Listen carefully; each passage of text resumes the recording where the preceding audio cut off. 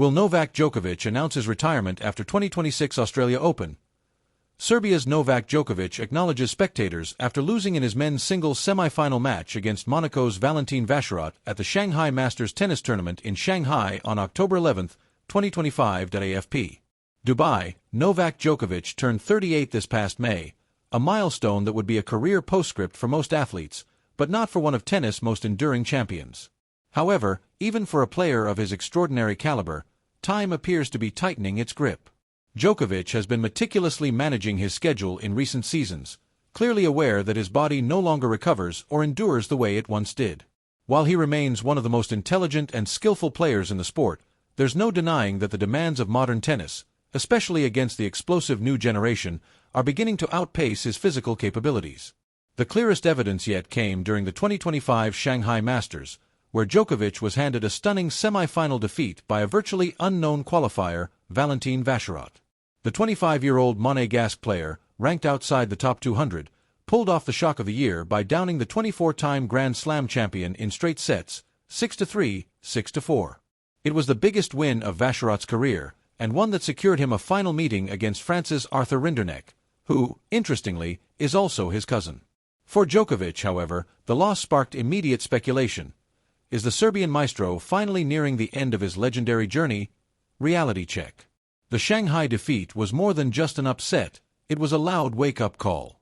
With both Carlos Alcaraz and Jannik Sinner, his fiercest young rivals, bowing out early due to injury and withdrawal, the path seemed wide open for Djokovic to claim his 101st ATP title.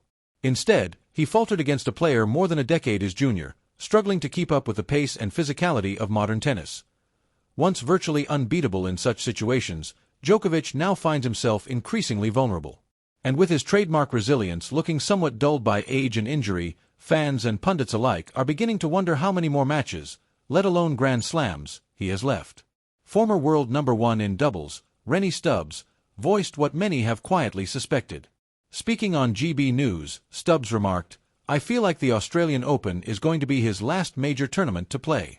I don't think he wants to keep playing after that and have to go through the French Open." Her reasoning is sound.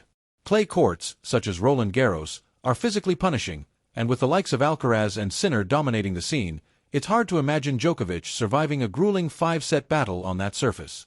Wimbledon, too, requires peak fitness and mobility, traits that are harder to maintain deep into one's 30s. The Australian Open would be a great way to finish his career. It's where his Grand Slam title started, Stubbs added, pointing to the symmetry of a potential farewell at his most successful slam, where he has already lifted the trophy 10 times. Still competitive, Djokovic has openly acknowledged the difficulty of competing over 5 sets against younger rivals, but has maintained that he can still bring intensity in shorter formats. That made the Shanghai Masters a crucial test, one that, unfortunately for him, didn't go as hoped. Despite looking fresh coming into the tournament and being the clear favorite after early exits from the next-gen stars, Djokovic couldn't match Vacherot's relentless energy and precision. And while upsets happen, this one hit differently. It wasn't a matter of tactics or mental lapses, it was the physical disparity that stood out. This loss could weigh heavily on Djokovic as he considers his next steps. The Six Kings Slam exhibition event in Saudi Arabia is up next, a lucrative $1.5 million payday regardless of performance. But beyond that lies the Australian Open, the first Grand Slam of the new year and possibly the last of his unparalleled career. Even if Djokovic does line up in Melbourne next January, it's becoming increasingly unlikely that he'll commit to the full Grand Slam calendar in 2026. The physical toll, coupled with the rapidly evolving field of contenders, means the margin for error has never been smaller. Even if Djokovic does line up in Melbourne next January, it's becoming increasingly unlikely that he'll commit to the full Grand Slam calendar in 2026. The physical toll, coupled with the rapidly evolving field of contenders, means the margin for error has never been smaller. Even if Djokovic does line up in Melbourne next January, it's becoming increasingly unlikely that he'll commit to the full Grand Slam calendar in 2026. The physical toll, coupled with the rapidly evolving field of contenders, means the margin for error has never been smaller.